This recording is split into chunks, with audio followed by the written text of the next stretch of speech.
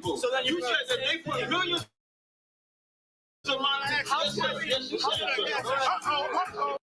Should a murderer go to jail for murdering? Absolutely. Should a thief go to jail when he steals? Absolutely. Should a robber pay back the money he robbed? Absolutely. So why shouldn't the white man pay for what he did? That's right. One day you'll see just how it feels. Payback is a door. It's a door. Payback is a door.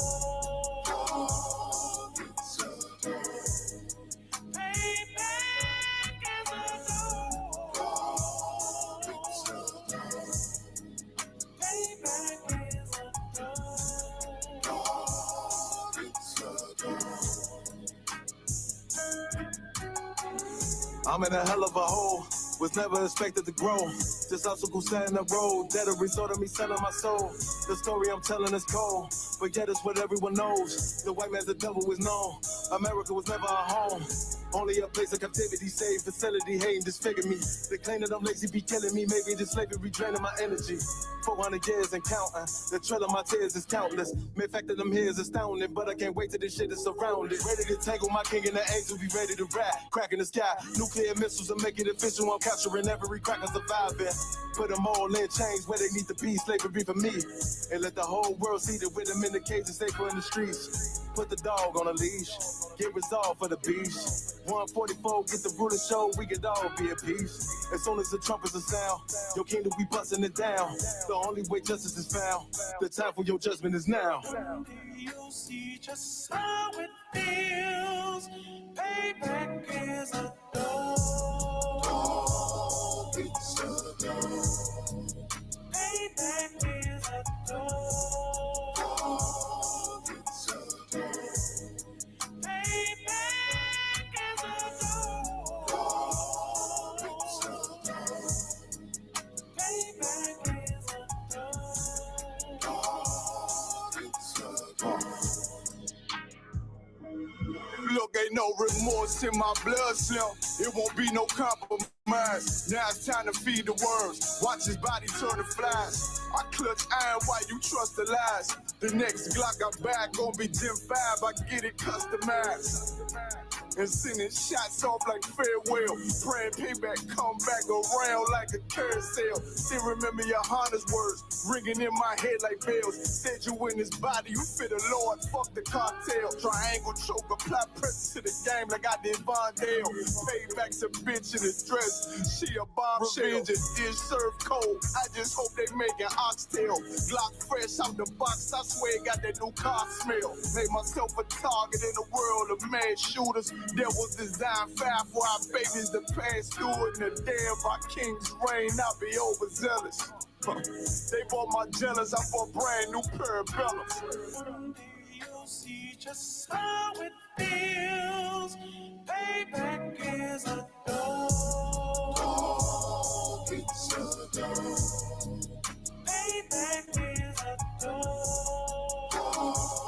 It's a door.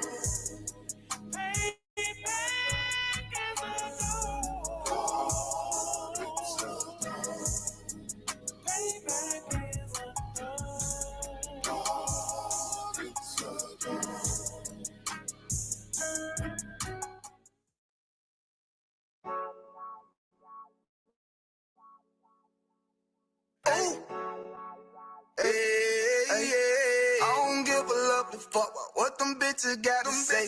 I'm a woman with a nigga till they put me in the grave. I don't give a love fuck what them niggas gotta say. I'm a woman with a nigga till they put me in the grave. I don't care about what they say. Hey. Fuck with my Akima, fuck with my sisters, then I got a problem. I'm never gonna miss you. I got 100 hanging out the AR. I got a 50 hanging out the pistol. He say it's corner, I'm just really got me on the corner post. Man, that's a God-given mission. I'm really on 10, but I'm stamped in the pistol. I get the order, be glad of this mission. Hebrew Academy graduate, nigga. Training, put through the baddest conditions. I fuck with number the baddest of bitches. She righteous submissive, she glad to be with me. And that thing Putin like Vladimir. Niggas, she know I'm a prophet, she got to be listening. Disrespect, I ain't having that shit. Tell her go make some business from scratch. She bitchin' the different breed of black men. We don't do the back bend. I remember back when I was really trapping, trying to get the racks in, selling dope to black men. But now I'm trying to make it straight. Like, don't forget about my face. We standing up straight, can't fold us. Too heavy, the world won't hold us. This is a rank, I told you. Line up in these ranks, we soldiers. Take that to the bank, we focus. How many times must we mind you? They want to but never take up to the face. Then the law with China up next. Us niggas that on that. All that weak shit, that ain't no threat. Say you won't beat bitch, with that ain't no sweat. We with all that. We with all that. The Lord called a nigga out the world. I responded and called back. Oh Lord. And everything that they stole from us, fuck that shit. We want all that. Them niggas snitching and they act like bitches. That's why we unaffiliated with them. They killing women and they fuck with sisters. That's why we unaffiliated with them. They telling lies, switching up the doctrine. That's why we unaffiliated with them. They ain't gon' ride until they die, so that's why we unaffiliated with them. Come on the commanding general, your hunter, we unaffiliated with them. Like they tongue and they say they keep that shit 100, we unaffiliated with them. They telling lies, switching up the doctrine, that's why we unaffiliated with them. They ain't gon' ride until they die, so that's why we unaffiliated with them. We unaffiliated with them. I cannot fuck around with fake niggas. We taking ground when we in your city. You better have the women, have the liquor. Keep that bitch on me, please don't but the same. Don't be a fool and be another victim. Say you a goon, you just another Christian. How you my brother, you ain't in here with me. We in the gutter, deep down in the trenches. We with them niggas locked up in the prison. Fucking Hispanic, Native American, Indian. We ain't just talking shit, but we living in it. We be everywhere, you can't miss it. And we be precious hell, take a picture. And we professional with the scriptures. Play, we gon' script them, yeah, we some killers. These niggas tripping, they mind blown. But really forgive me if I'm wrong. I don't get it pause when niggas say that they be looking for niggas to slide on. The slide that I know about is when I assemble the gun with the slide for real. I get the harder, you know that this slaughter. See me and my niggas gon' die. Kill. The bigger the better for kingdom of heaven. You niggas get wet up by me cause I'm fed up. I rep UPK. My niggas won't let up. Got choppers, got nines, AKs, Berettas. You say you don't like me, you say you won't fight with me and my nigga like bitch or whatever. You say you don't like me, you say you won't fight with me and my nigga like. My nigga like. Them niggas snitching and they act like bitches. That's why we unaffiliated with them. They killing women and they fuck with sisters. That's why we unaffiliated with them. They telling lies, switching up the doctrine. That's why we unaffiliated with them. They ain't gon' ride until they die, so that's why we unaffiliated with them. Come on the commanding general, your hunter, we unaffiliated with them. Like they tongue and they say they keep that shit 100, we unaffiliated with them. They telling lies, switching up the doctrine. That's why we unaffiliated with them. They ain't gon' ride until they die, so that's why we unaffiliated with them. Yeah. They always ask us like, why y'all don't fuck with such and such? Why y'all won't come together with such and such? I be like, we unaffiliated with them. Understand me? Like, niggas be out here on some weirdo shit. And to be honest, that's why we unaffiliated with them. Hey, hey, hey, that's why we unaffiliated with them. Yeah. Oh.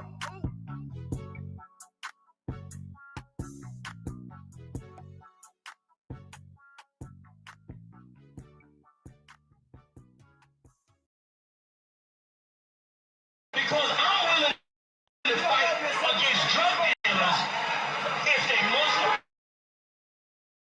if they Christian, if they shooting black men. Guess what? I'm gonna say something about it. Because you know why? Just like you ain't gonna, like your boy said, it ain't gonna happen. Guess what? I'm not letting nobody sell you drugs without me saying that. I'm not gonna do it.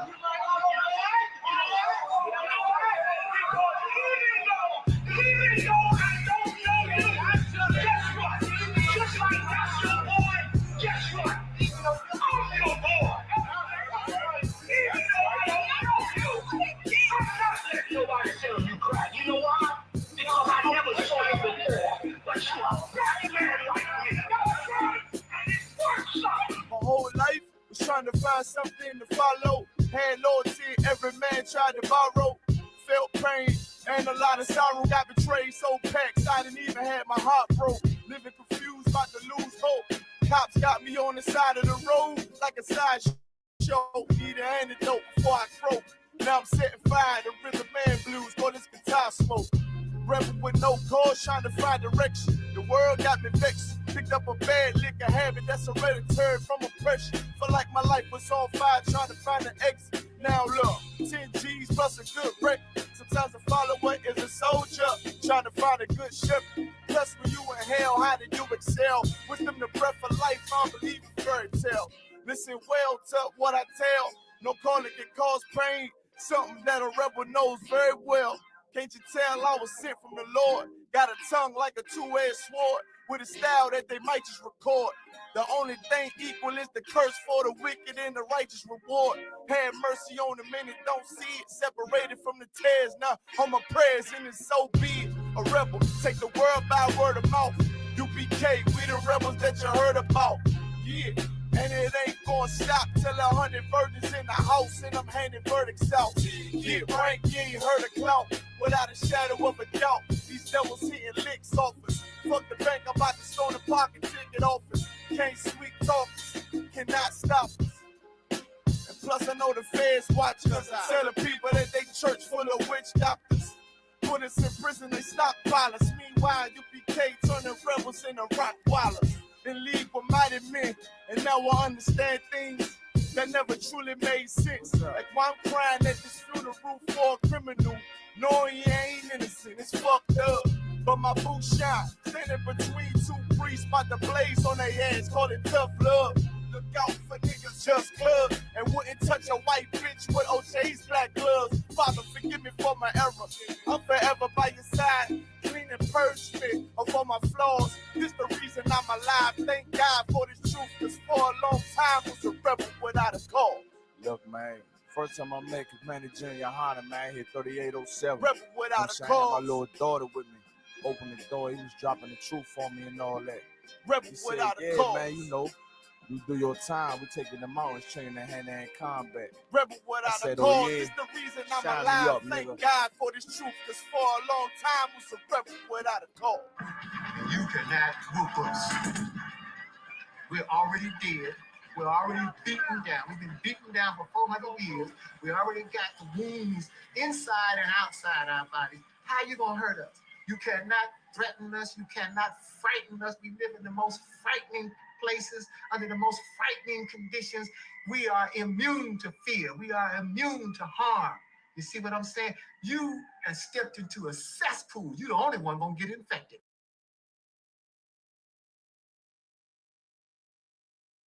All right, this is Rude Speech, man. We got Captain Tywar in the building.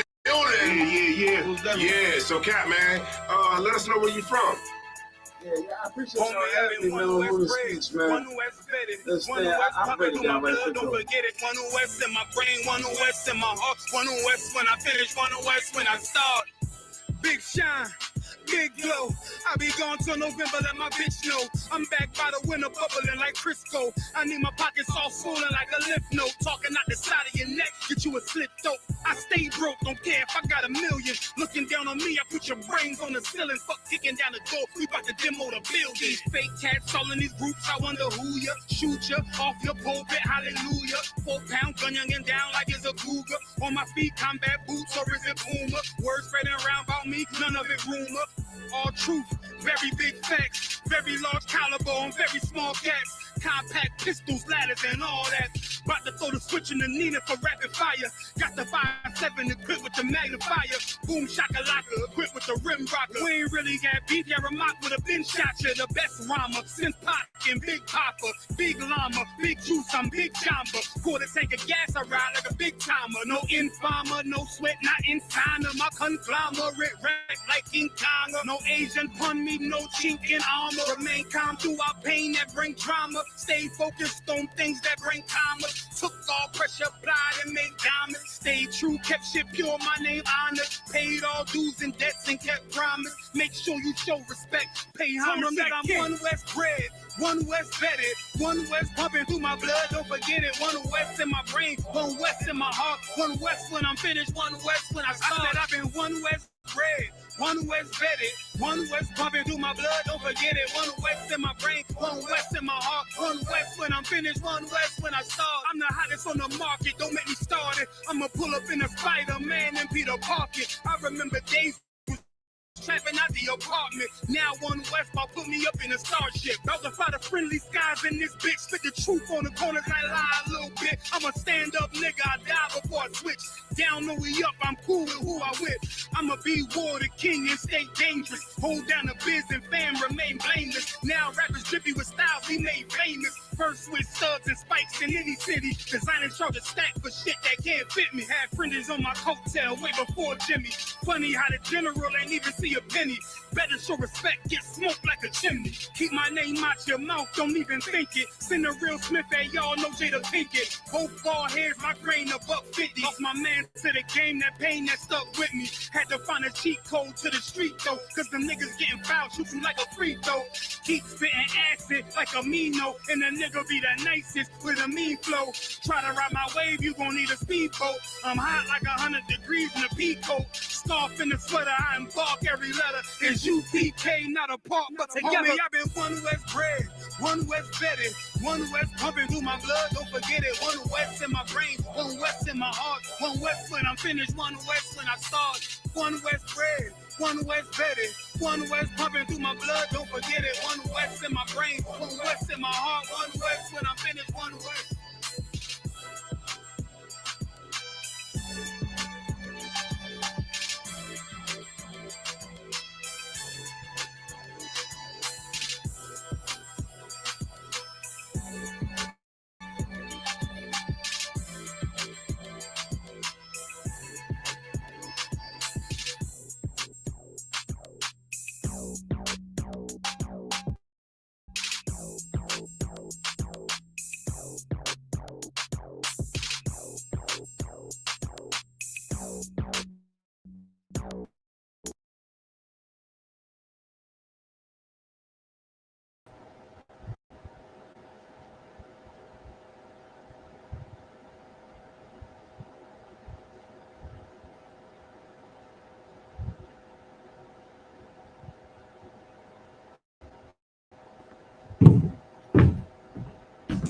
Clap it up.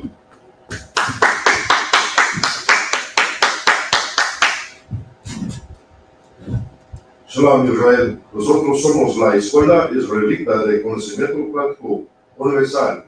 Comenzamos de 1 Oeste, calle 125, en Balón Arroyo, abajo del Comandante General Yohana. Shalom Israel, we're the Israelite School of Universal or Practical Knowledge, started out of 1 West, 125th Street, Harlem, New York, under Commanding General Yohana. And since 1969, we've been teaching the truth of the Bible to you so-called blacks, Hispanics, and Native American Indians, informing you that you are the true Israelites spoken about in the Holy Bible. And tonight's class is ISUPK San Antonio's history class. We are in the heart of Texas. You know, San Antonio's got a deep history here in Texas, right? Even Mexican history. San Antonio's got a deep history dealing with us blacks, Hispanics, and Native American Indians. And America has really twisted this history that's taking place here in San Antonio to their benefit, right? Like Davy Crockett, you know, Davy Crockett was one of the profound, iconic characters that fought in the Battle of Alamo, right? Most people think that Davy Crockett was, you know, some type of hero here in the Alamo.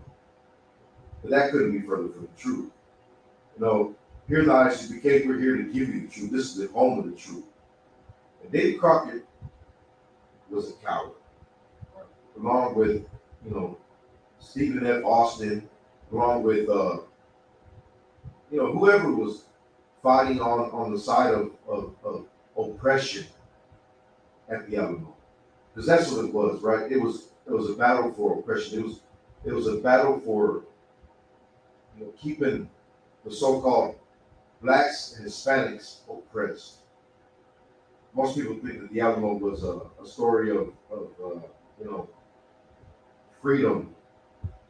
That's not true. It was a story of servitude and slavery. The Mexican army came over here because the Anglos, the white settlers that were, well, let's just let's just call it what they were. They were invaders.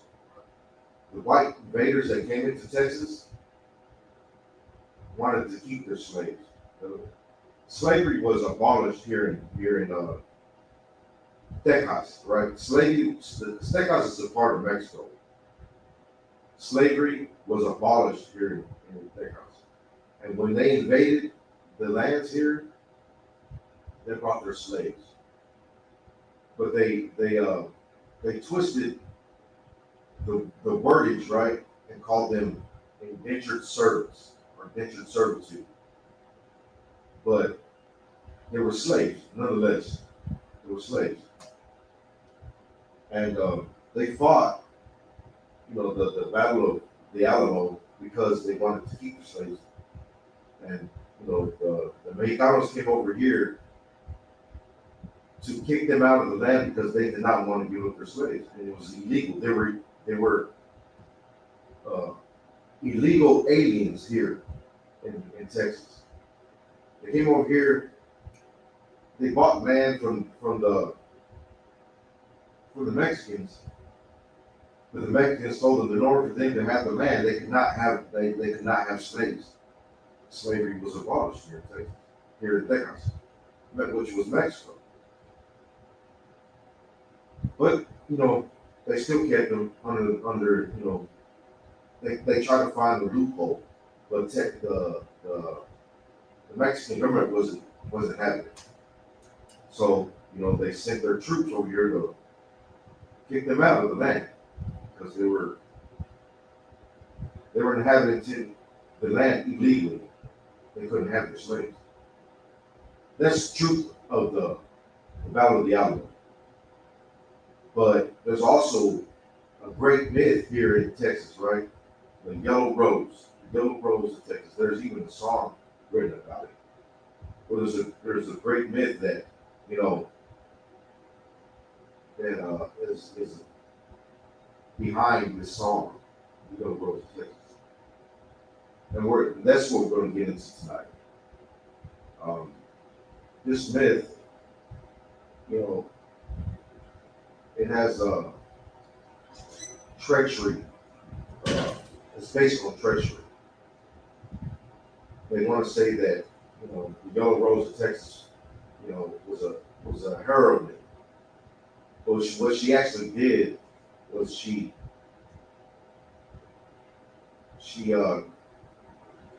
took her so-called freedom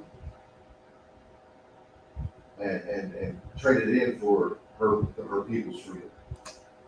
That's what she did. Because the Mexican army that she so-called, built out the Anglos against, they were here to free the slaves as a whole.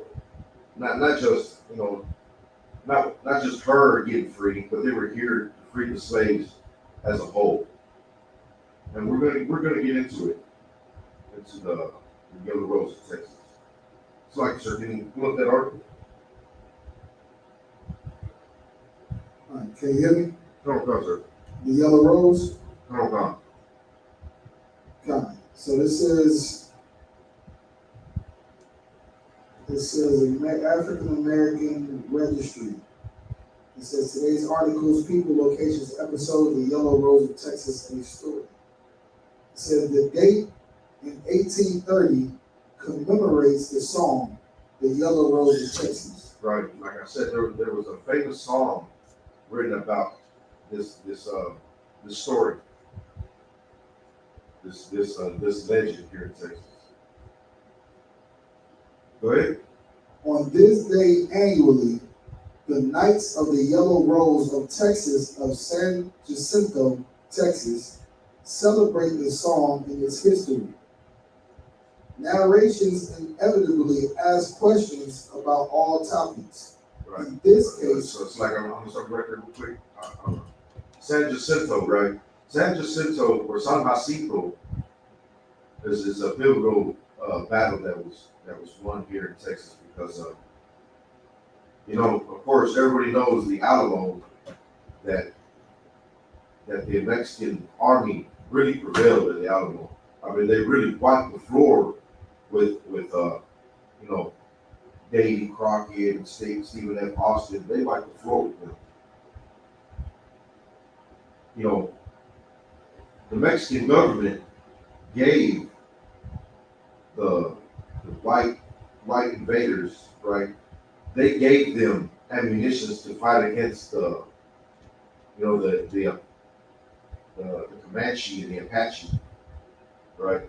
To fight against them. And when they wanted their cannons back, right?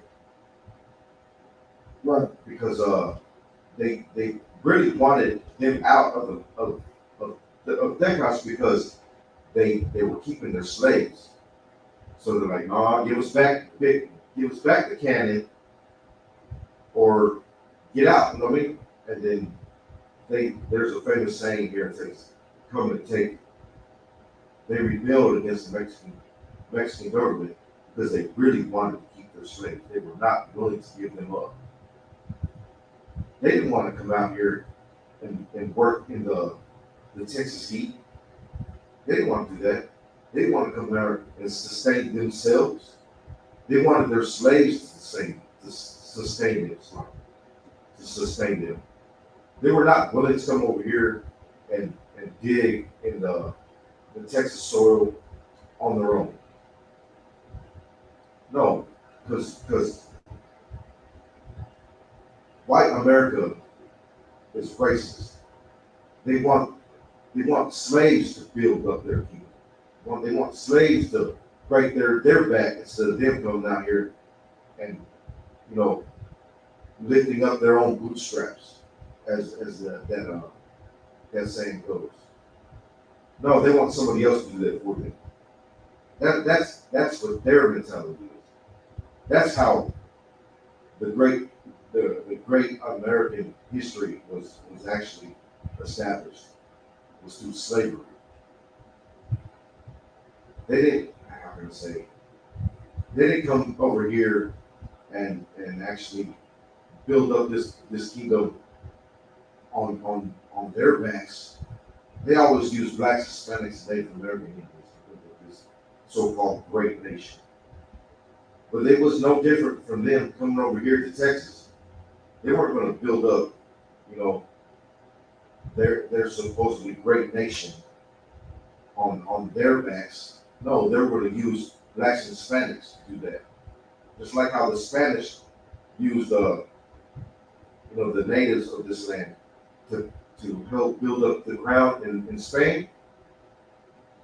They're going to do that over here to build up their so-called Texian nation, right? And they were not going to let a bunch of Mexicans tell them that they couldn't do it. They were not going to let that do. Let them infringe on their so-called rights, right? Go ahead.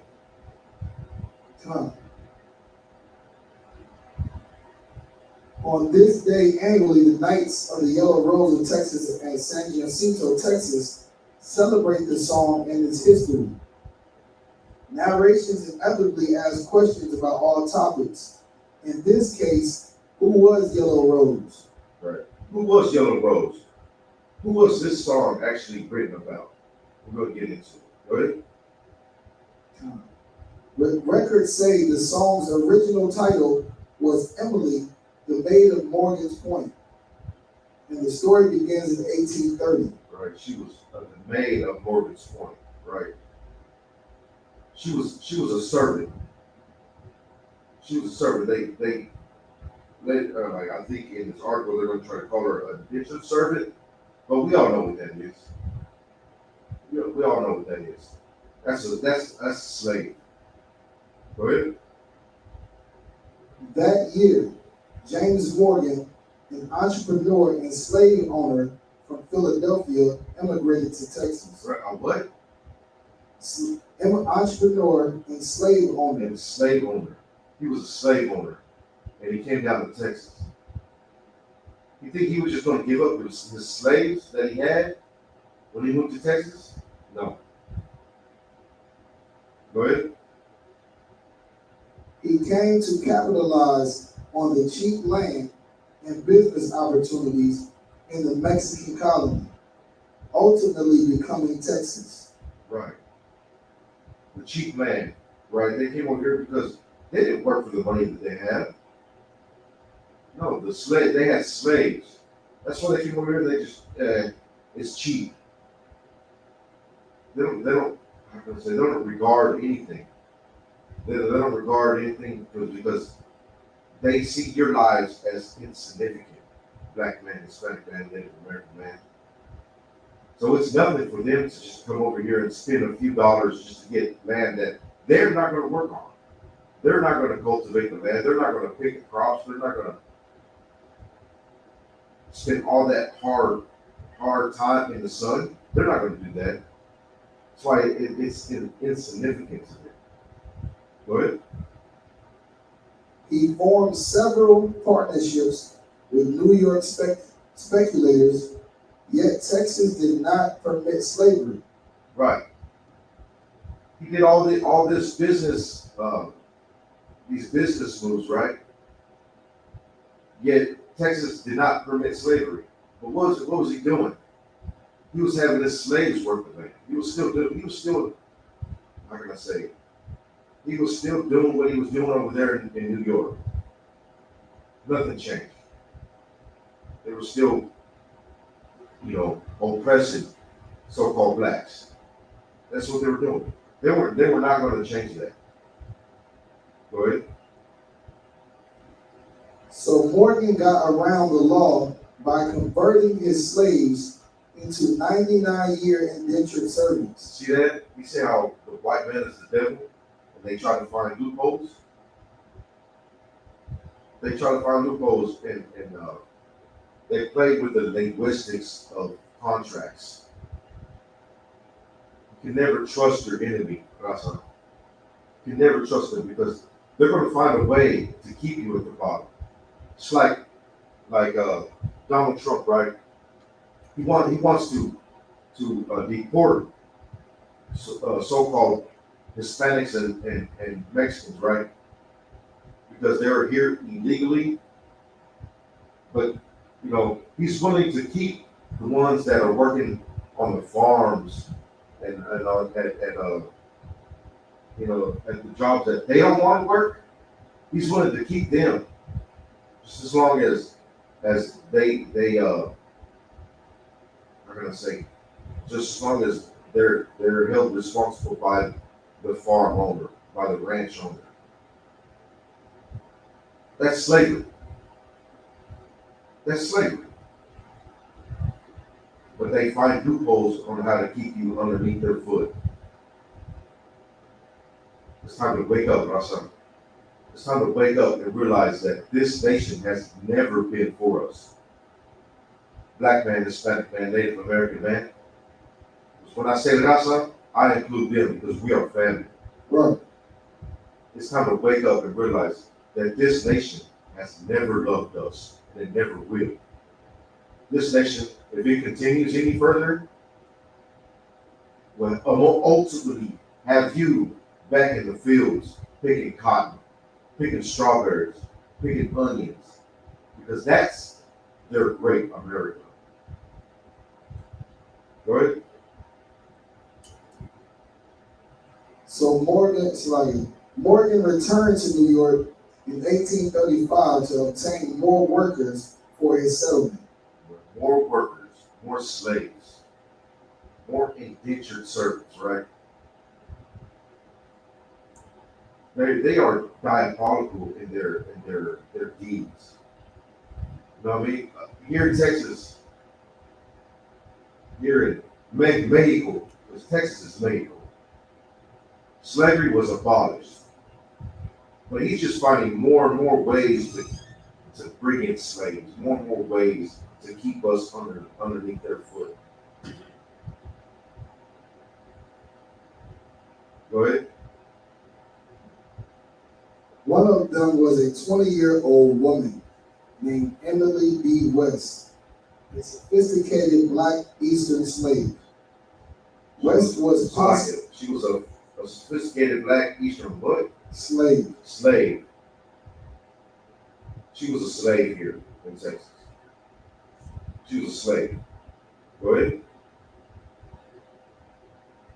West was possibly from Bermuda, and as was the custom for an indentured worker at the time, she changed her last name to Morgans. By the following year, in 1836, the war for Texas independence from Mexico was a full combat. Morgan's now successful settlement, New Washington, was near the mouth of the San Jacinto River. He freely gave his provisions to the Texas cause. Right. He freely gave his provisions to the Texas cause. You know, they were transporting goods through the river, right? That was a main tactical point for their industry. And he gave his provisions. He gave money and supplies to the Anglos, to the white settlers, the white invaders here fighting to keep their slaves. Go ahead. Come. Yes.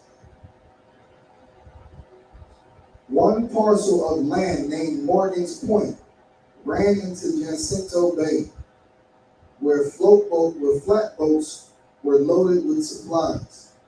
Emily West Morgan was in charge of loading those flatboats. On April 18th, 1836, General Santa Anna approached New Washington, now mostly deserted. Right. See, she was in charge of supplying, the Anglos with all these supplies, because that's where they were getting the supplies, is through Morgan's Point, and she was in charge of that. In other words, he had appointed her in charge.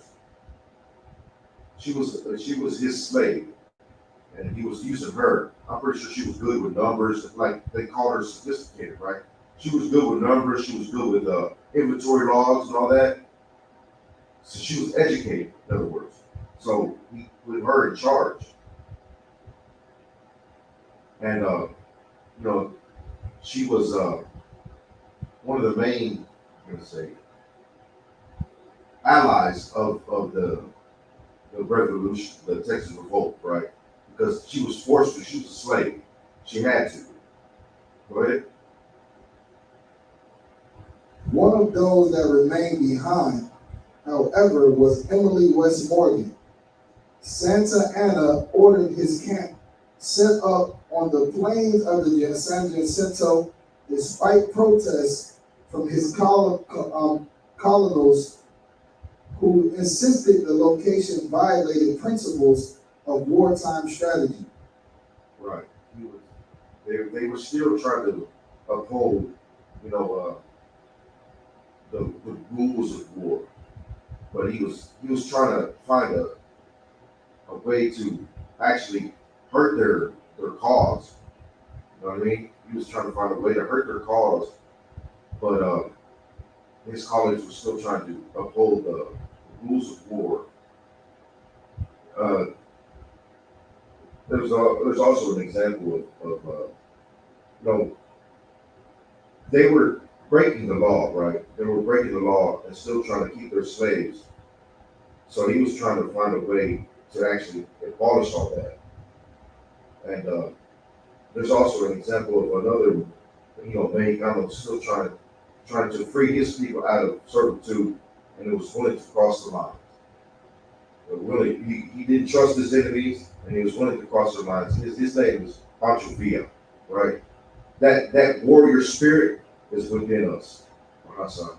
It's time to actually stop being so docile underneath this wicked system, trying to uphold their views and their ideals, and and it's time to come back to your true identity. Come back to your true warrior spirit. It's like this man right here. He was trying to free his people, because we are the same people, us blacks and Hispanics. We are the same people. And he was trying to free his people by any means necessary. Go ahead. Soon, General Sam Houston moved his troops into the woods within a mile of Santa Anna's headquarters. By the afternoon of April 21st, the great final battle for the independence of Texas was on, and the Mexican army was caught by surprise. Emily West Morgan survived the battle and returned to New Washington. 2 days later, James Morgan, who had not heard of the battle, returned from Galveston, and Emily told him of her ordeal and the outcome of the last great battle. Right. So she was there at San Jacinto when it was taken over by the Mexican army, right? And they took her, and she was there with Santa Anna. There's a myth. Well, we're gonna get it. This article's gonna get into it. That she was the reason why the Mexican army was taken over, because she was distracting Santa Anna in his tent. I mean, the only way we would get any type of respect in this nation is if, we shuck and jive for them, we dance for them, and they hold our sisters in some type of like a sexual icon or like a what is that word I'm looking for? Anyway, they over-sexualize our sisters, and that's the only way they feel that there will be any type of respect in this nation. And that's the same thing what they did with Emily West. You know what I mean? They try to say that, Santa Anna was having was having sex with her, and that's why they would they obtain any like that surprise over the Mexican army. That's how they gained a foot on it, right? Well, I'm pretty sure there's some type of truth to that story, but it should wake you up to see how they actually view you. They view you as an object, as something that to be Googled upon. It's not to take your spirit out of this wicked nation, because they view you as nothing but entertainment. The Mexican army was here to abolish slavery, but they try to say that she was a heroine for her actions to distract Santa Anna so they can keep slavery. They try to make her out as a heroine for their cause. But if this legend is true, and if she was actually trying to distract him, this will make her a Maniche, a traitor. She used this opportunity to save herself, right? To save herself and to save the so-called the great Texanian cause. But what it ultimately did was cause her people to be further oppressed here in Texas. Because Texas was a part of Mexico, and Mexico abolished slavery, and then they gained Texas over, the Anglos gained Texas, set up their own so-called free establishment here in Texas, and they kept their slaves. They kept slavery legal here in Texas. It ultimately kept her people under oppression. But she didn't, I'm gonna say, she didn't think of that because she was just thinking selfish. Go ahead. The colonel was impressed with Emily's heroism. He repealed her indentured status and gave her passage back to New York. Back to New York, right? And at that time, slavery was still going down in New York. So she was a slave here in Texas, freed her to go back to New York, and I'm pretty sure she just went back into slavery. And if she didn't, she was viewed, viewed as less than still. Just like how we're viewed as less than right now. We think that we gained some type of foothold in this nation because we have a good job, right? We have a good job and we're living the American dream. But they still view you as less than. They still view you as an object, as something just to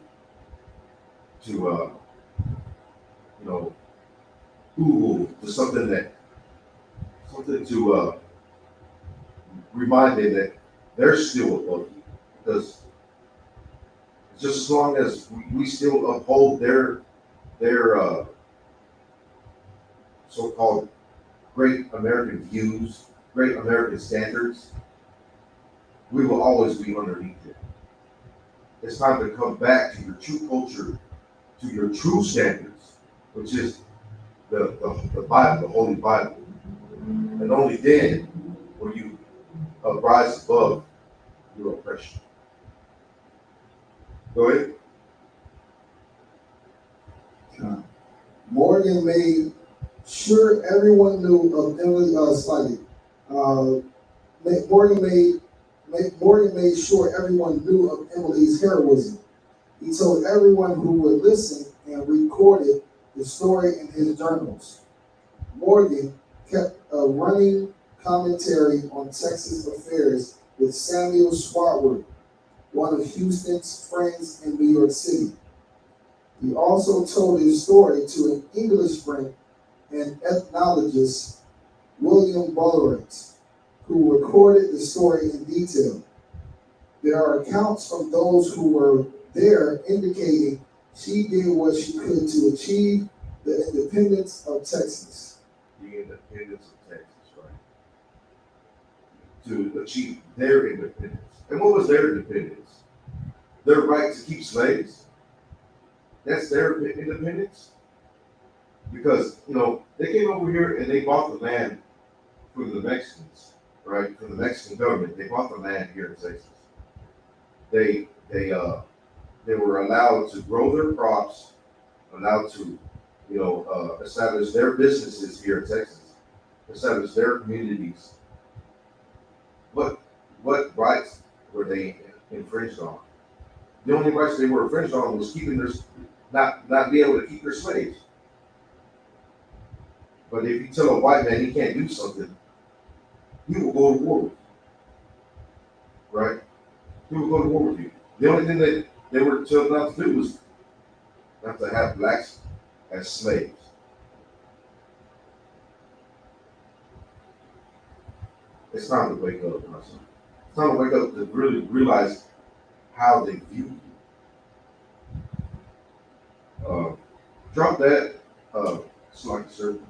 Let's go into the article about Malinche.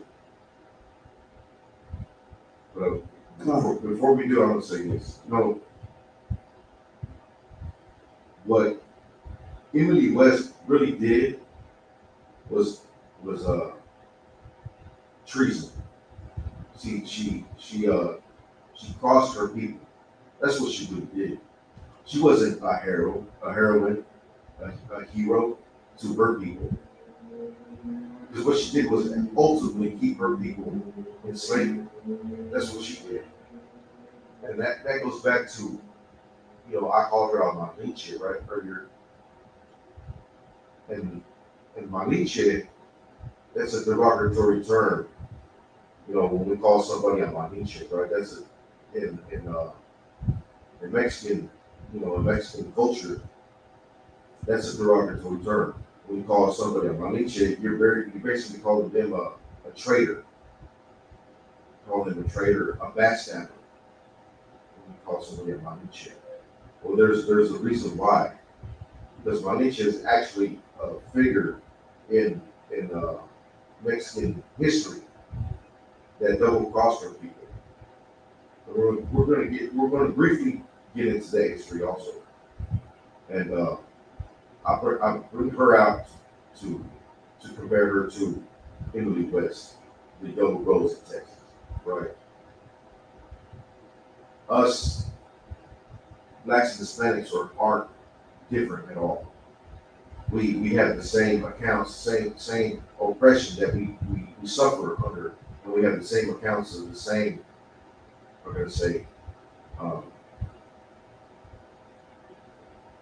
we have similar accounts in our stories. In our stories, we have similar accounts because we are the same people. Emily Rose, portrayed her people same way as Malinche did. I bring this history out to make you realize, Rasa, that the black man that you try to say that is not your brother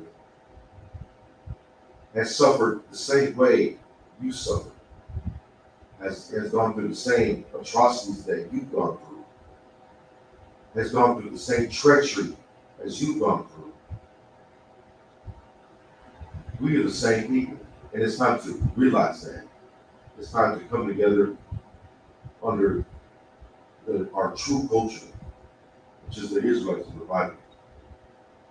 Then and only then will we learn any type of love. Go ahead, sir. This is La Malinche. La Malinche, right? If you're Hispanic watching this, you know that if somebody calls somebody a Malinche, you're just like, dang. Right? That's a derogatory word. Almost like how he would call somebody an Uncle Tom today. It's the same thing. Go ahead. Malina or Malintzin, more popularly known as La Malinche, was a Nahua woman from the Mexican Gulf Coast. Right. She was a Nahuatl, right? She was a Aztec. She was Aztec. A lot of us Mexicans, we like to say, "Oh, Aztecs are our ancestors," right? We like to say that. Well, she was a Nahuatl princess. It's like she was actually royalty in the culture of Nahuatl. She was royalty, and we're going to briefly get into it, but she was a historical figure in the Aztec culture. Go ahead. Who became known for contributing to the Spanish conquest of the Aztec Empire. Right. She was known for contributing to the Spanish conquest of the Aztecs. That's why when somebody calls somebody a Malinche, that's like calling them what the English would call like a Benedict Arnold, right? It's a traitor. It's a traitor. And you go ahead and drop that, sir. Drop it? Yeah, you go ahead and drop it. We were just going to briefly get into it. It's a how can I say? It's a derogatory term. The only word escapes me right now. Vendido. When somebody calls you a vendido, it's just like a race traitor. And that's what it is. And that's what, Emily West ultimately did to her people, was portray her people.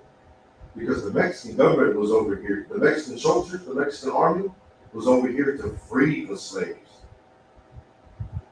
They wanted the slaves free here in Texas. But Emily West was, you know, worried about her selfish freedom at the time. It's time to actually realize that this wicked nation is always going to be against us, always. And they hold, you know, our traitors, right? They hold them to a high esteem. Like, you know, Uncle Tom, they wrote a book about him, right? Uncle Tom's Cabin. Emily West, they wrote a song about her. Over there in Spain, Maniche, her descendants they're held to a certain standard in Spain. It's crazy because her descendants are actually treated almost like royalty in Spain, because she ultimately went back to Spain and had more children in Spain. If we get it further into the article, and they're held almost like royalty. They hold our traders in high regard. Just as long as we're under their foot, right? They're gonna hold our traders in high regard. It's actually time to show more compassion to one another and stop being so selfish. Right. It's like, sir, can you pull up Proverbs 3:31, Dr. Shaw?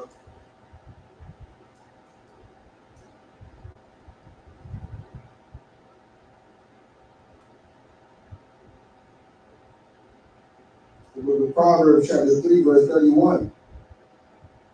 Envy thou not the oppressor. Envy thou not the oppressor. And that's what Emily West and Manisha did. They envied the oppressor, right? She was helping them with their supplies and all that, right? When Santana Ana came, he was trying to free the slaves. She should have realized that her brother was coming to save her. Manisha should have realized that you know, just because they flashed shiny gold in front of her, they flashed when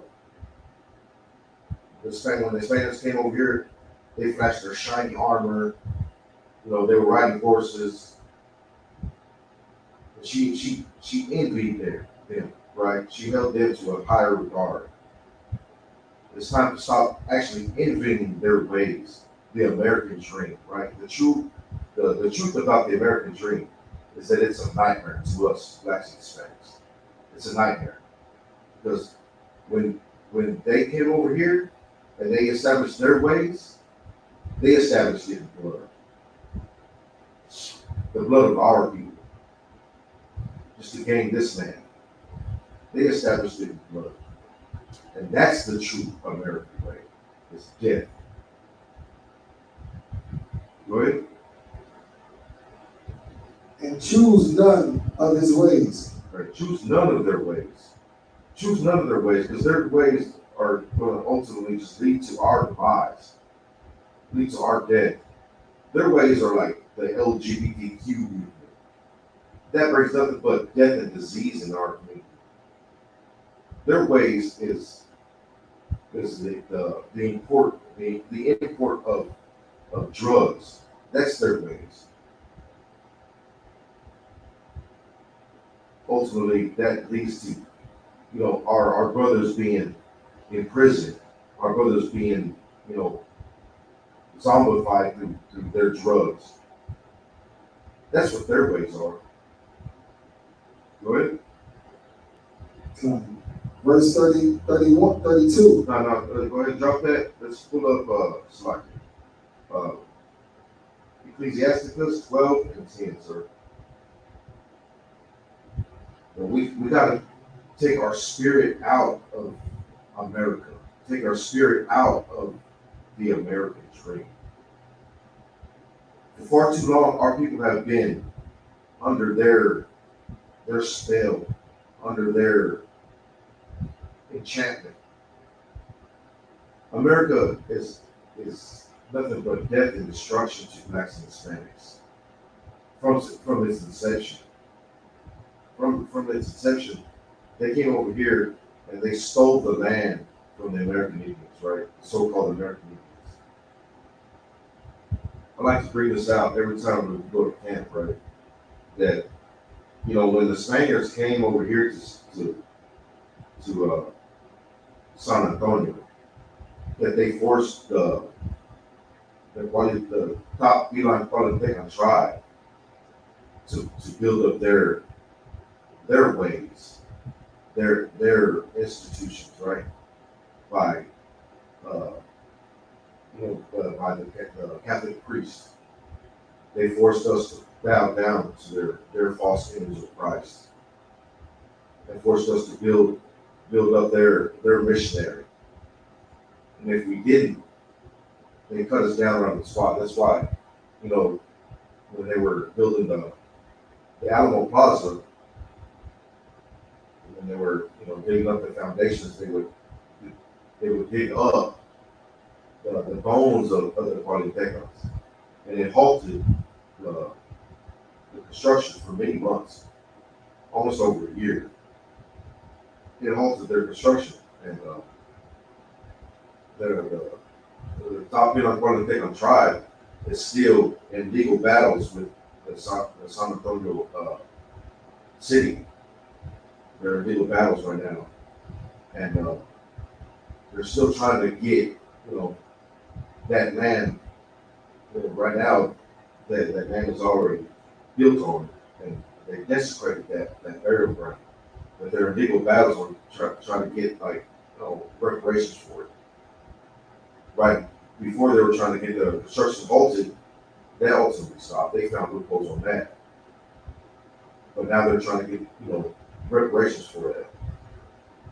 This nation will always have you at the bottom, and will fail to, I'm gonna say, keep your views, your say where I'm looking for. It's like, your way of life from mattering. Because then we do not matter. Go ahead with the scripture, sir. Said Ecclesiasticus 12:2. 12 and 10, sir. Sorry. The book of Ecclesiasticus, chapter 12, verse 10. Never trust thine enemy. Never trust thine enemy.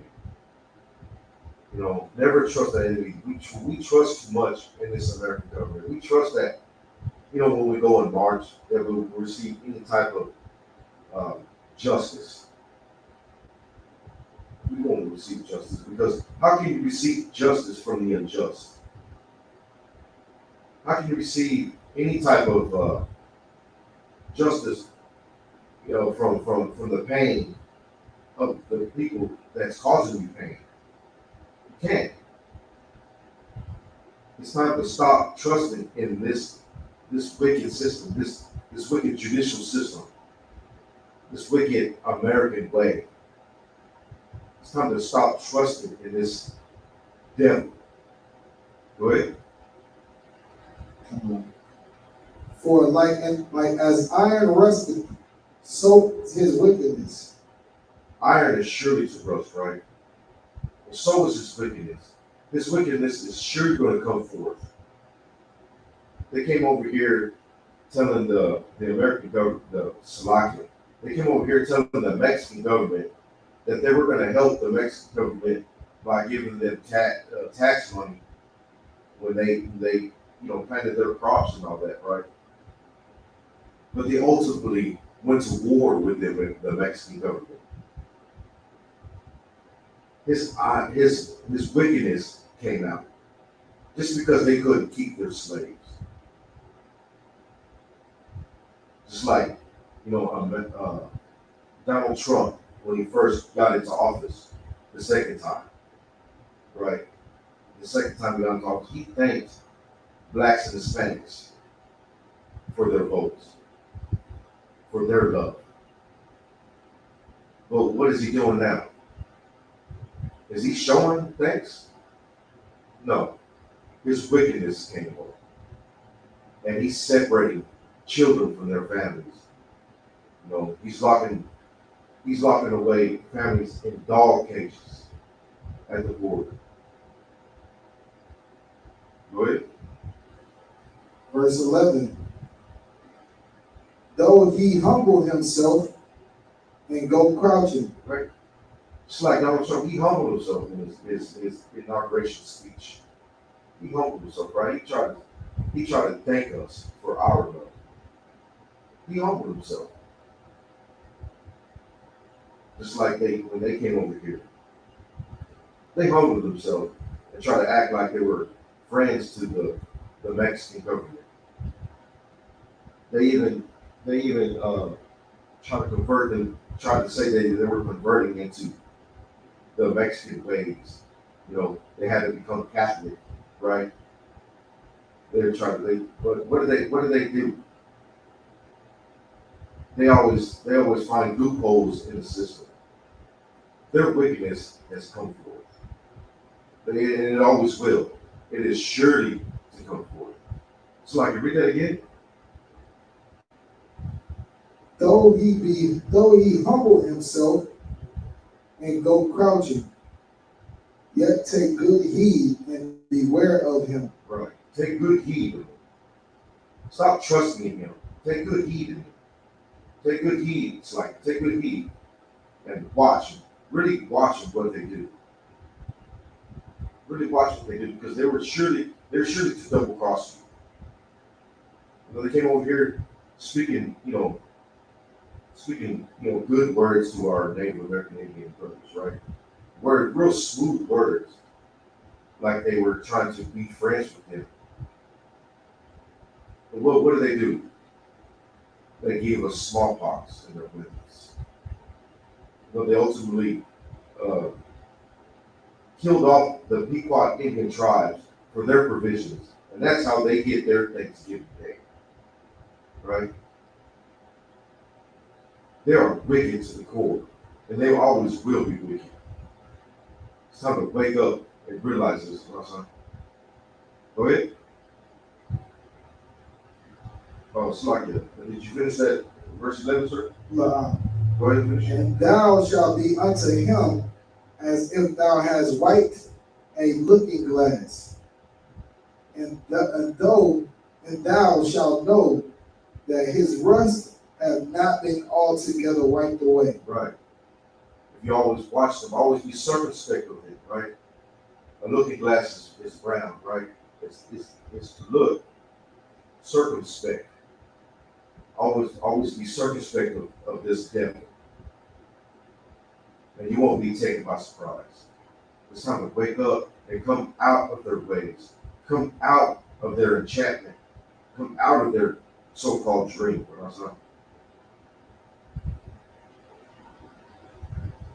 Go ahead and drop that, sir.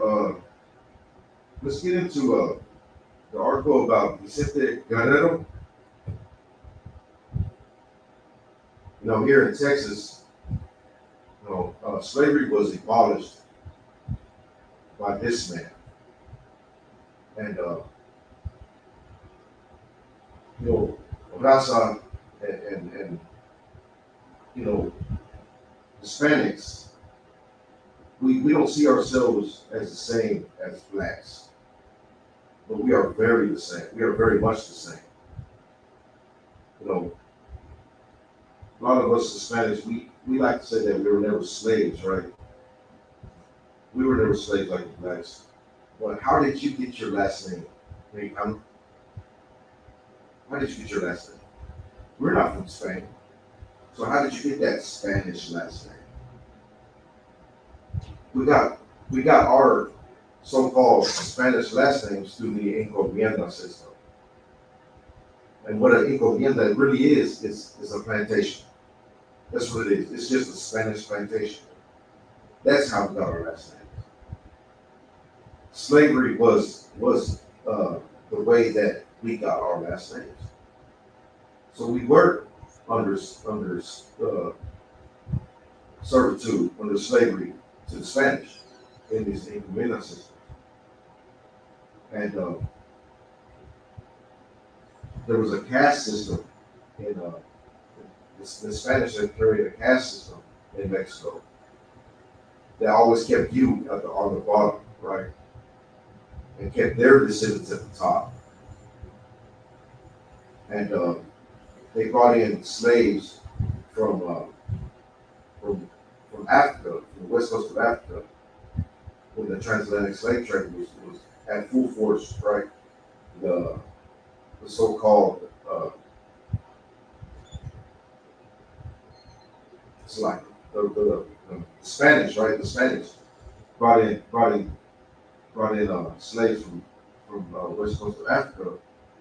The so-called Africans were here serving slavery in Mexico too, right alongside the indigenous, right alongside the so-called the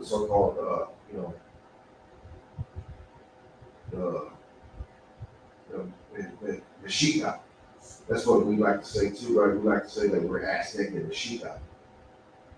But what we really are the sons of Issachar. And when they brought in the slaves from West Africa, those are Judites. Those are truly called, in the Bible, those from the tribe of Judah. We served in slavery right alongside each other. And we're going to get into a story about how we overcame that and our man abolished that. And he was the first black president here.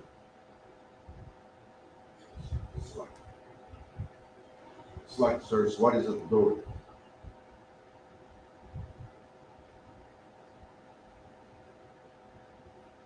He was the first black president here.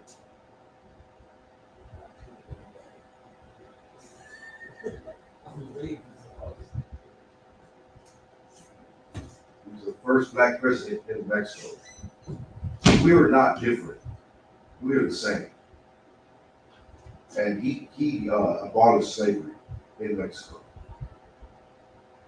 We like to say that we're not different from the blacks, but a black man was president and he freed us in Mexico. That should wake you up, Raza. That should wake you up and realize that we are brothers. We are brothers. We went through the same atrocities and we overcame the same. Brother as brothers. And we will ultimately overcome as the same when we come back to our true identity as Israelites.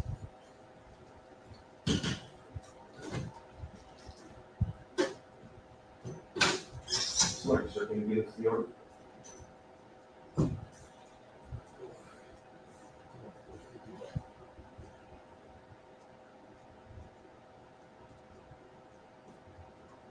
It's the article of Vincent Ramon Guerrero, baptized in August 1782 to February 14, 1831, was a Mexican military officer from 1810 to 1821, and a statesman who became the nation's second president in 1829. Am I right? Is this right? No, sir. He was one of the leading generals who fought against Spain during the Mexican War of Independence. According to historian Theodore G. Vicente Guerrero lived alongside indigenous people in Tlatelolco and had the ability to speak Spanish and the languages of the indigenous. Right.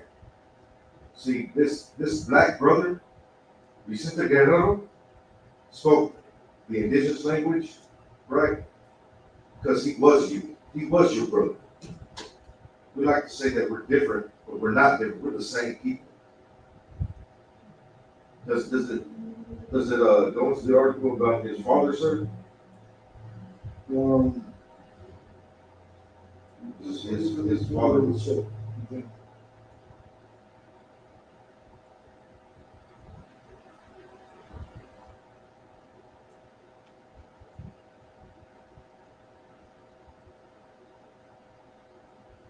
Well, he was a Judite because his father was a descendant of the slaves. Right. Anyway.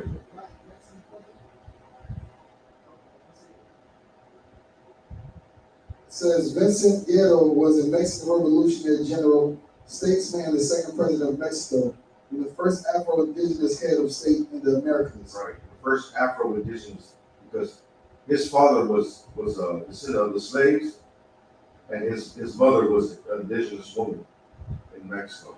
So his father was a Judite, and his mother was an Israelite. And he freed the slaves in Mexico. Does the article get into it, but he freed the slaves, sir? Yeah, I'm not sure I can read. Go ahead, sir.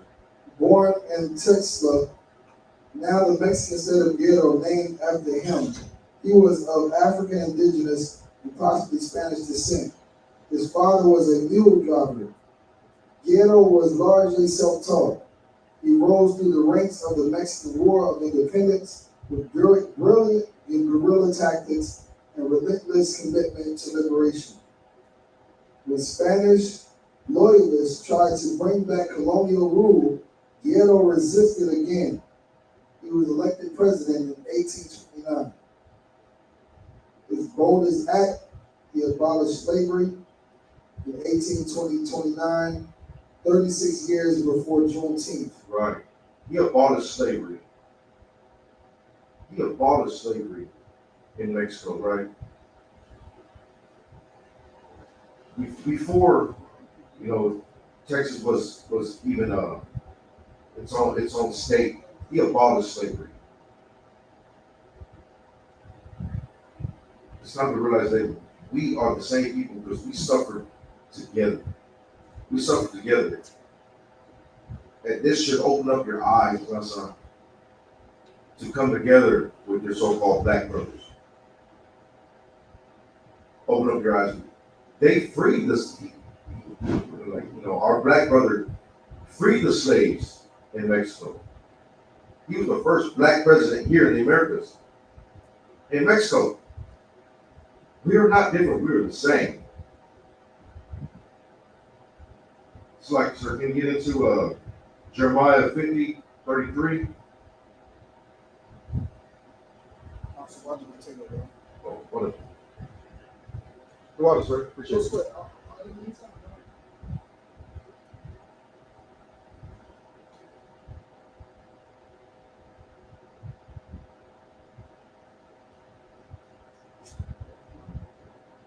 Book of Jeremiah, chapter 50, verse 33. This is the book of Jeremiah, chapter 50, verse 33. Thus saith the Lord of hosts, the children of Israel. Children of Israel. That's you, so-called Hispanic man, Native American man. Go ahead. And the children of Judah. The children of Judah. Those are so-called black brothers, from African American, West Indian, Haitian, from the Caribbean, Jamaicans. Those are the children of Judah. Go ahead. Were oppressed together. We are oppressed together. We both served slavery. We both are looked at as less than in this wicked nation. Go ahead. And all that took them captive held them fast. They refused to let them go. They refused to let them go. They refused to let us go. It's like how they had the caste system in Mexico, right? Always keeping you as less than. Just like how when the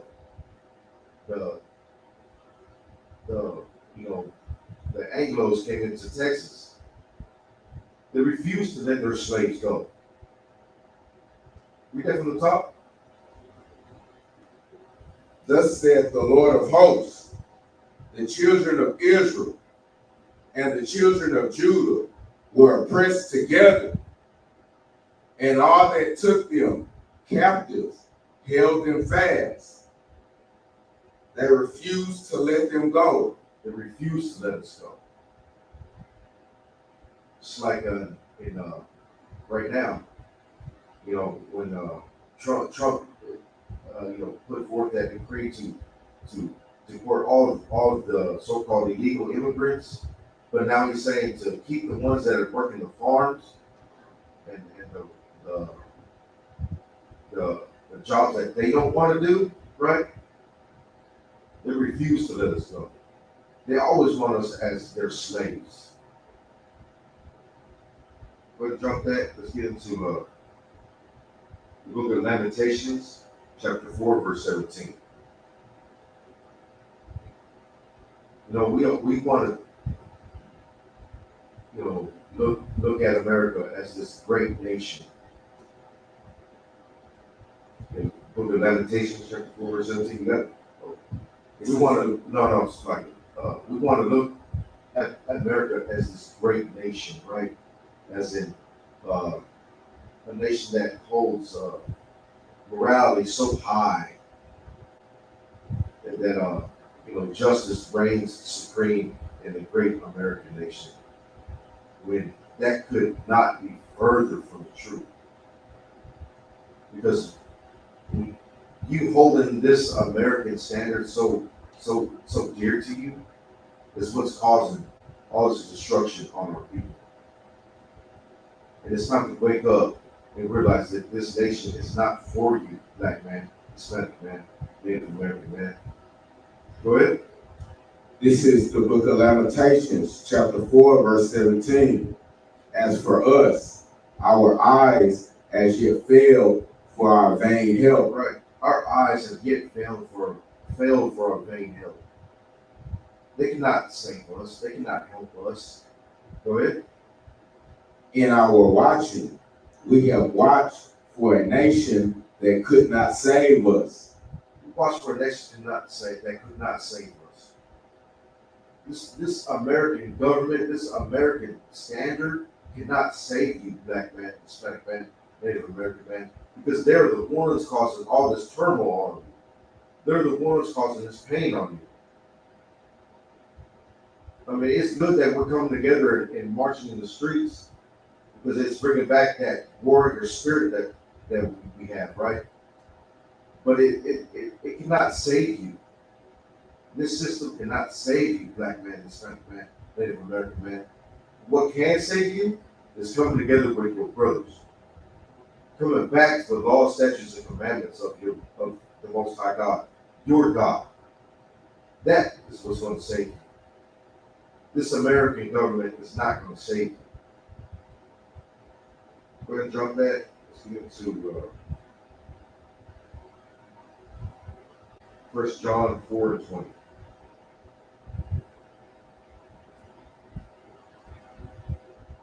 It's time to realize that us blacks and Hispanics need to come back together and that we are the same people. And we have to have more compassion for one another. Blacks try to say that, some blacks. I'm not going to say that it's a popular majority.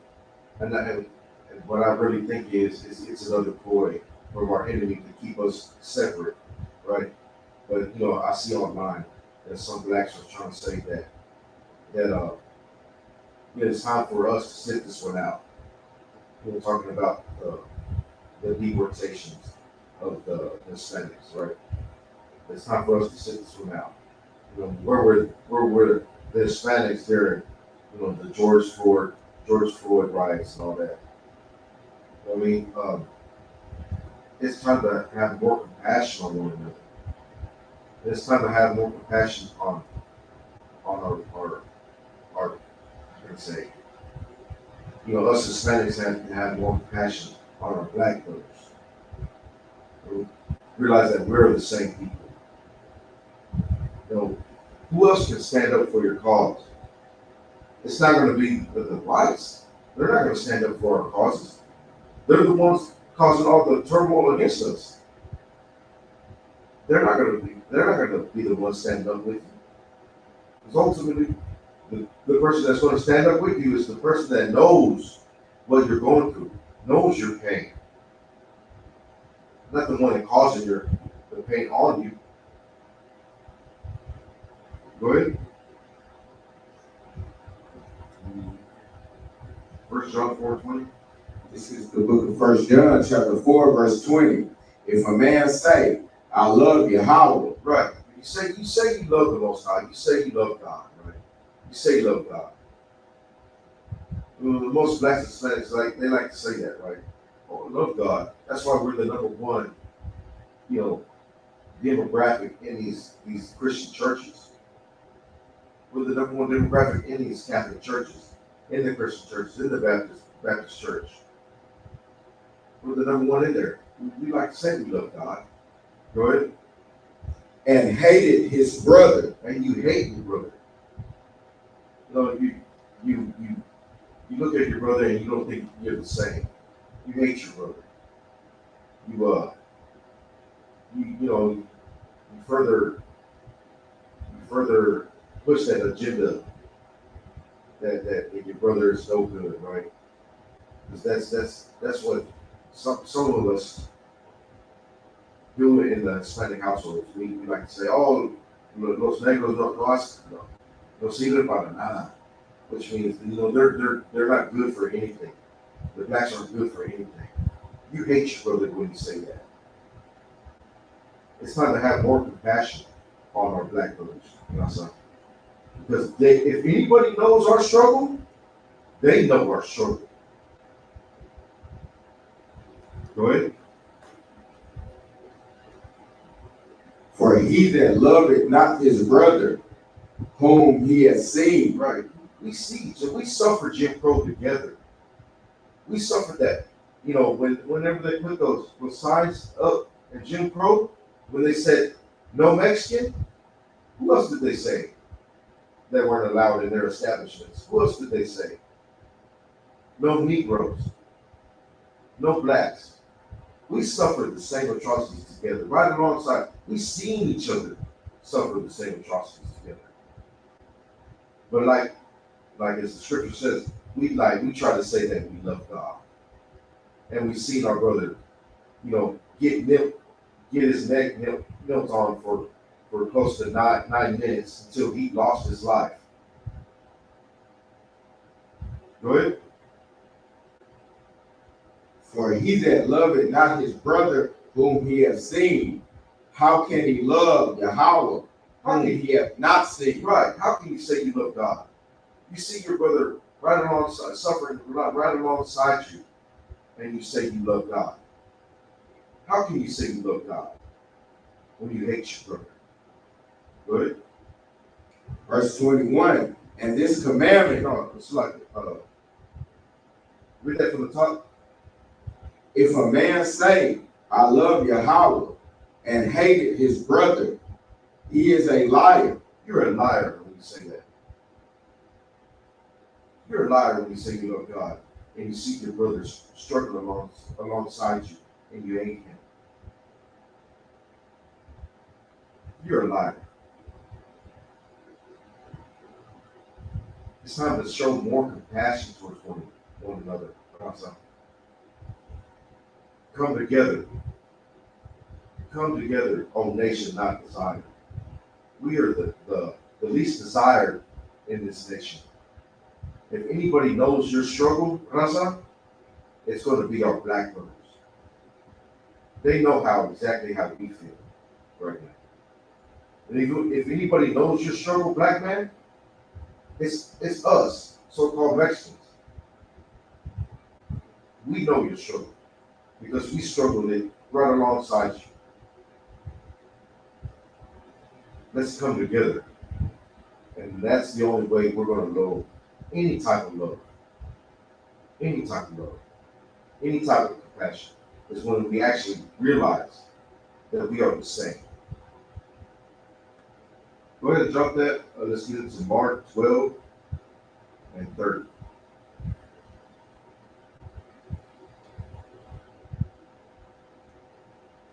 This is the book of Mark, chapter 12, verse 30. And thou shalt love the Lord thy God with all thy heart. Right. You say you love God. Thou shalt love the Lord thy God with all thy heart. What color are these words? bread. Right. These are Christ's words. Right. We like to say that we do love God.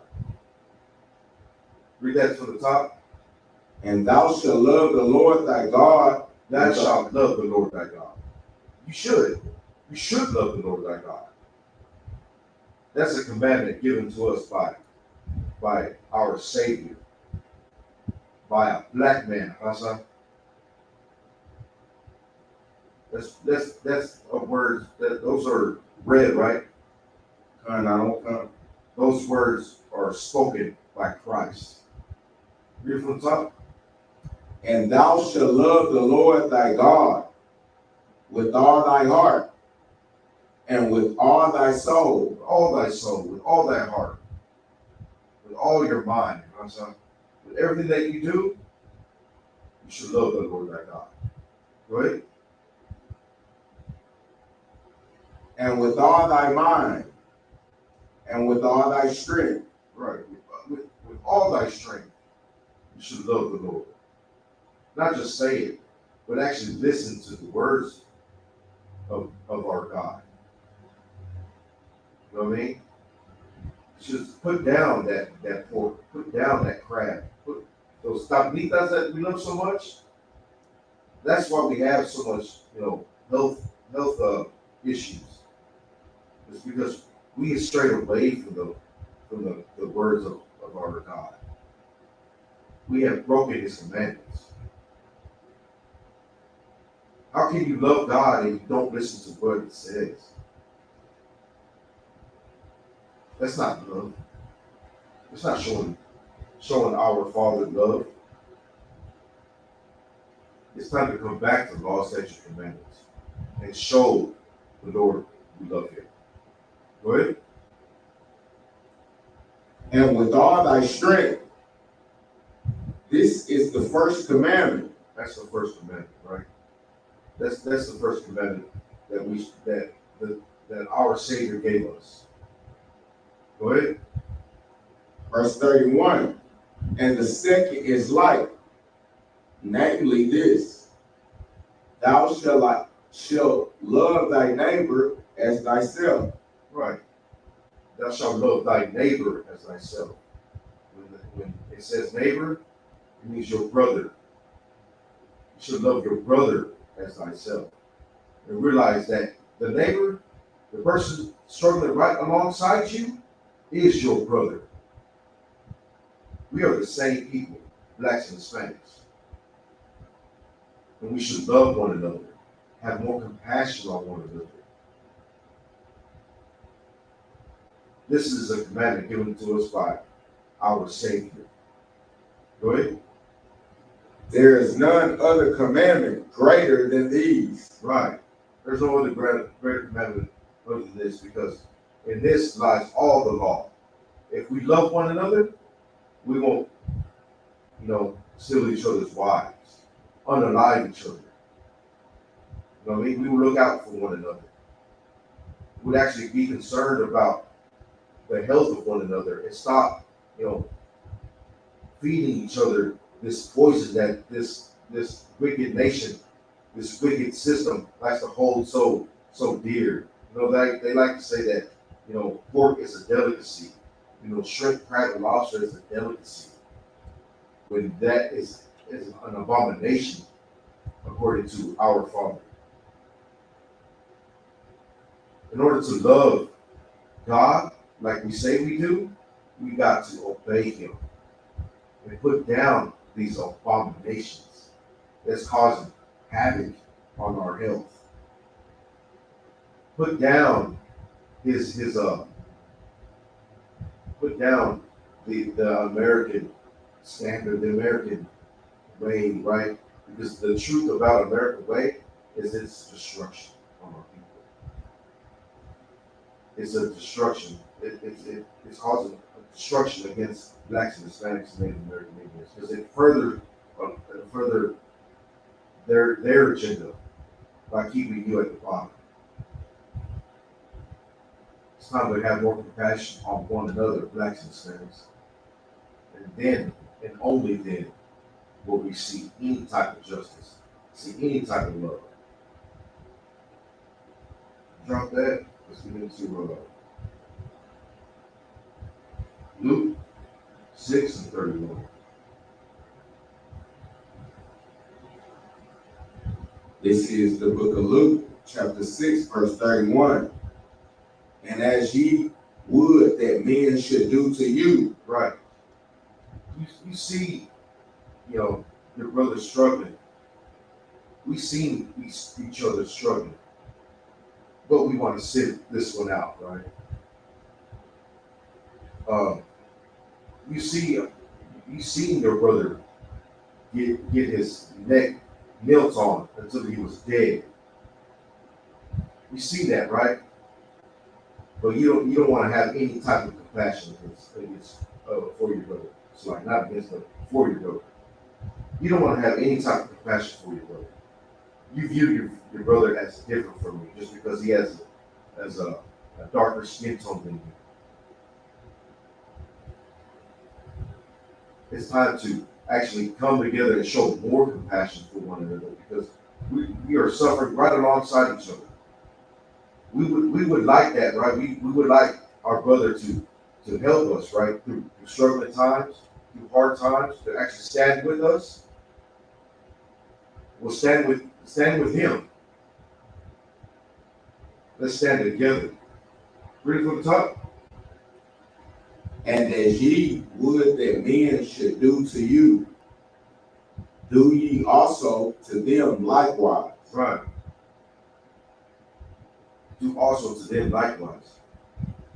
Let's stand with each other. Let's show compassion towards one another. Drop that. Let's get into John 15, verse 12.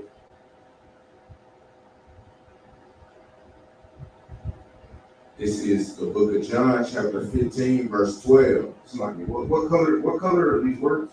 Red. Red. Right? We like to say that we love Christ, right?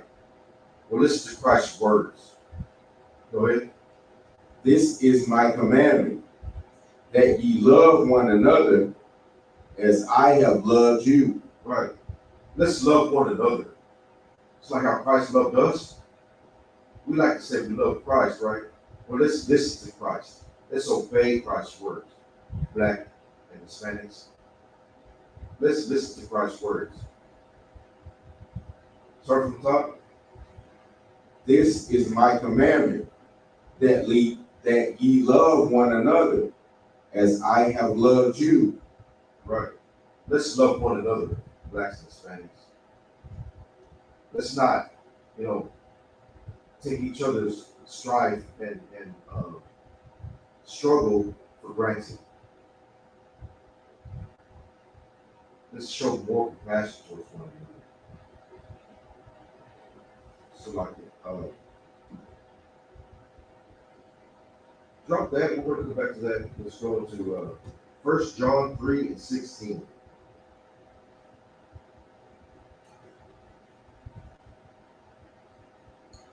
Well, let me get there with you quick.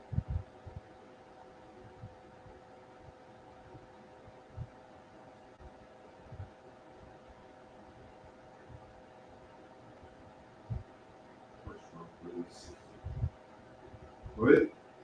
This is the book of 1 John, chapter 3, verse 16. Hereby perceive we the love. Sorry. Yeah, go ahead. Sorry, yeah, you're right.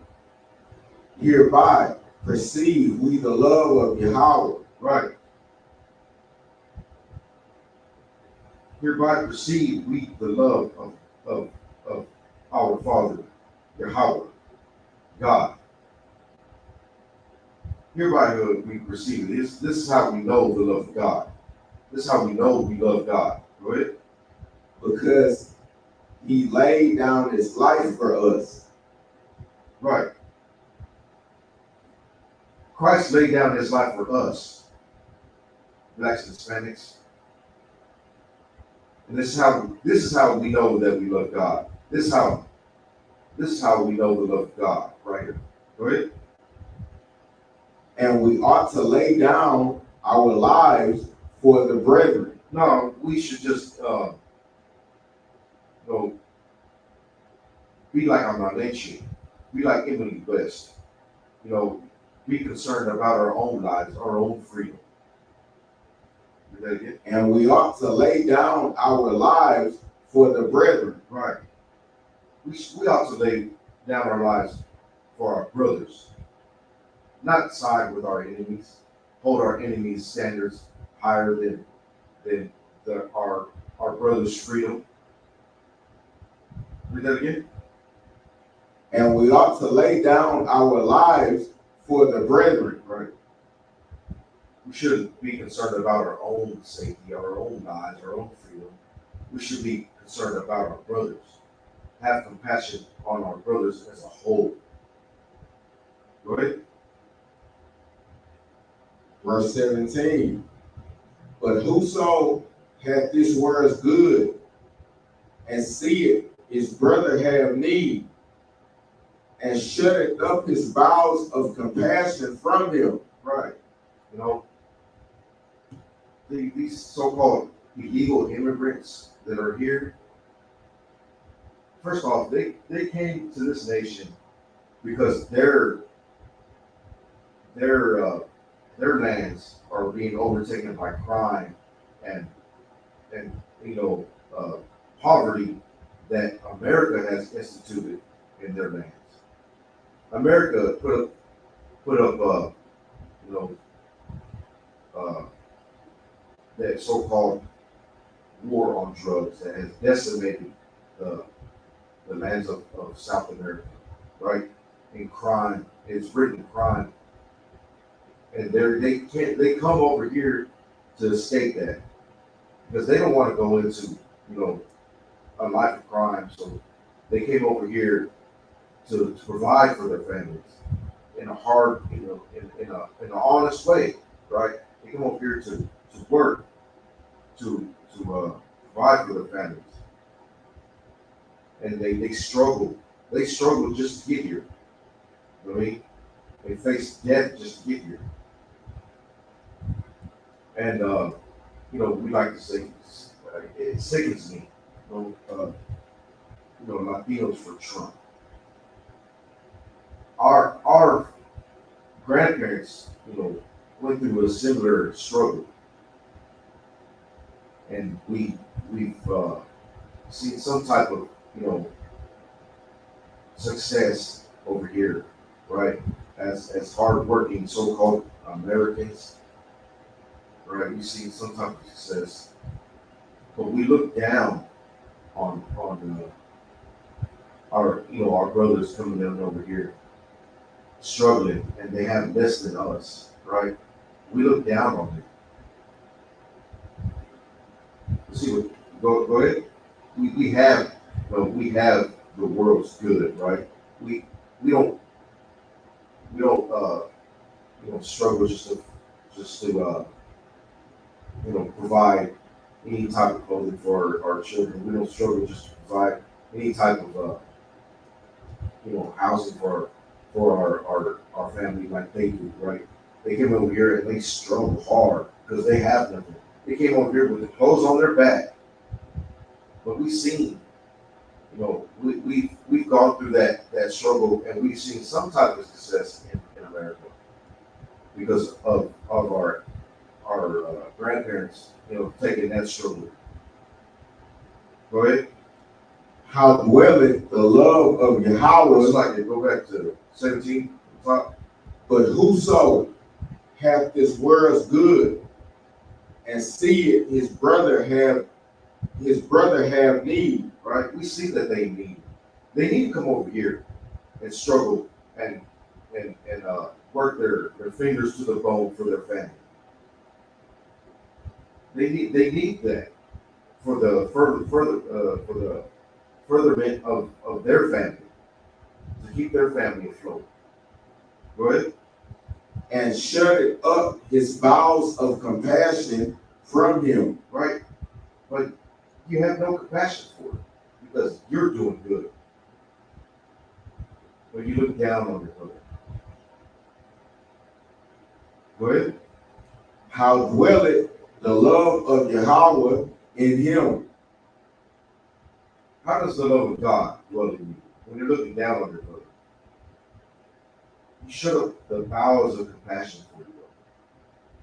You have no compassion for their struggle. When your grandparents struggled the same way they did, it's time to stop being hypocrites, Hassan. I mean, it sickens me for the work, the Latinos for Trump, that movement, right? It sickens me. That just goes to show me that you have no compassion for your people, that you hate your people. It's time to stop having no compassion for one another. Come into the ISUPK where you learn true compassion for your black brother, for your Hispanic brother. Come into the ISUPK where you learn true love for your God, my son. And stop following this American dream. Stop following the lie.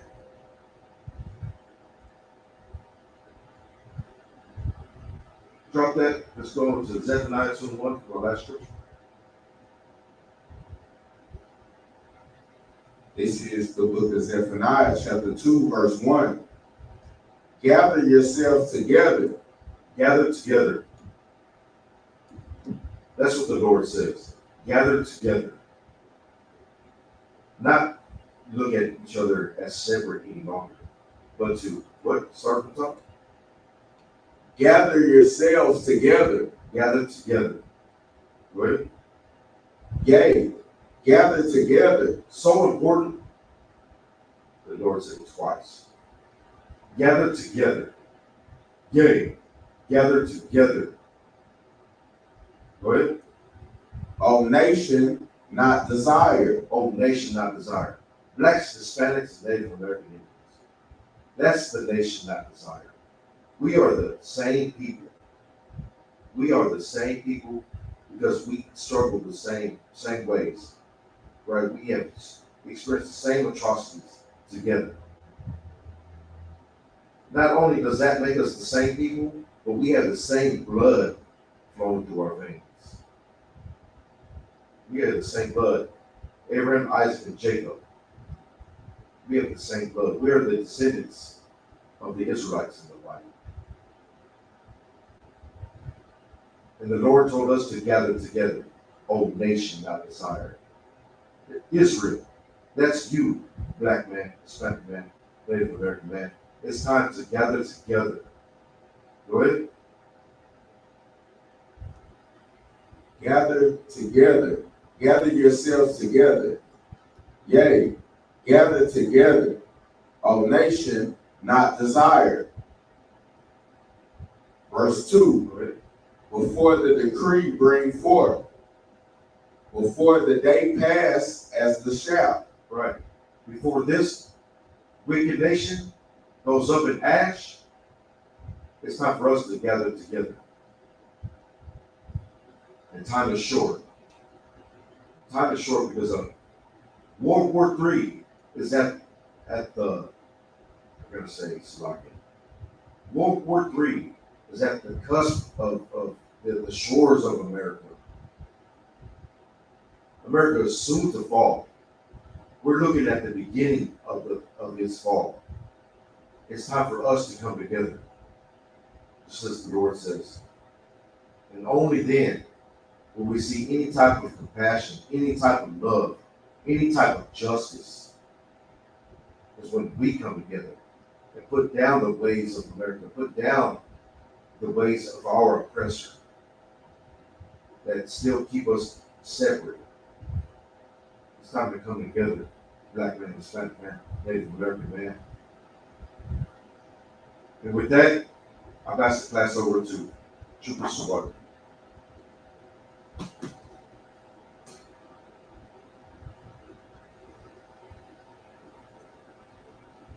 These are the ISUPK security announcements.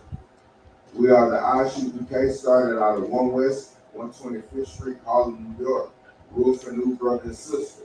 When a new brother or sister comes into the school, they are off limits for 6 months. They are to be saluted only.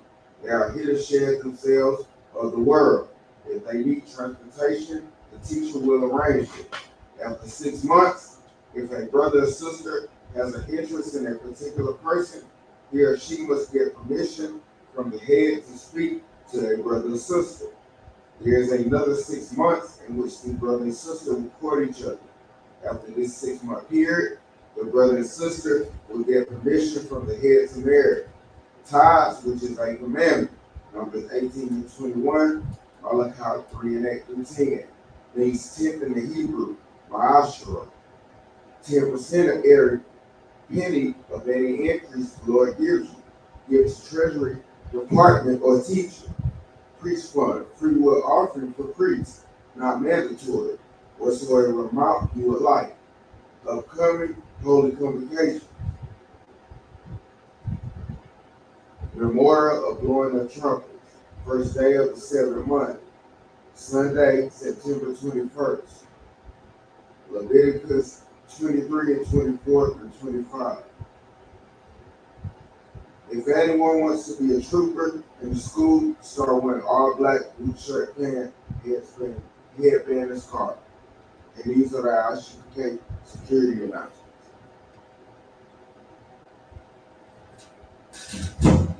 Elijah, which means to stand. Sarah, Yvonne Hakbadan, which means turn to face the east. We're going to do the Lord's Prayer in Hebrew. Abba Noah, Shabbat Shemayim, Kodash, Hayah, Shemka, Yahweh, Malachukah, Taba'ah, Batazaka, Hayah, Aisha, Ba'arataza, Kawa, Hayah, Bashamayim, Latan Lanawa, Lakam, Kal, Yawam, Wasalak Lanawa, Kabawat Nawa, Kasalak Nawa, Kabawat Yanawa, Wala, Taba'ai Nawa, Panasai 1, Abal, Habashai Nawa, Mayan, Rai, Kaya, Laka, Hamalakwa, Wahala, Wahataparath, Lawalamyam, Aman. What we said in English was, Our Father, which art in heaven, hallowed be thy name. Yahweh, thy kingdom come, thy will be done in earth as it is in heaven. Give us this day our daily bread, and forgive us our debts as we forgive our debtors. And lead us not into temptation, but deliver us from evil. For thine is the kingdom, and the power, and the glory forever.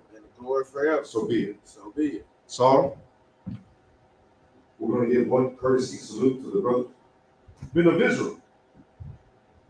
Amon Shabbat, Amajah, Barak, Yahweh Ba'Shem Yahshua Barakatah, Yadamatah, Saul, sisters, we're going to give one courtesy salute to the sisters.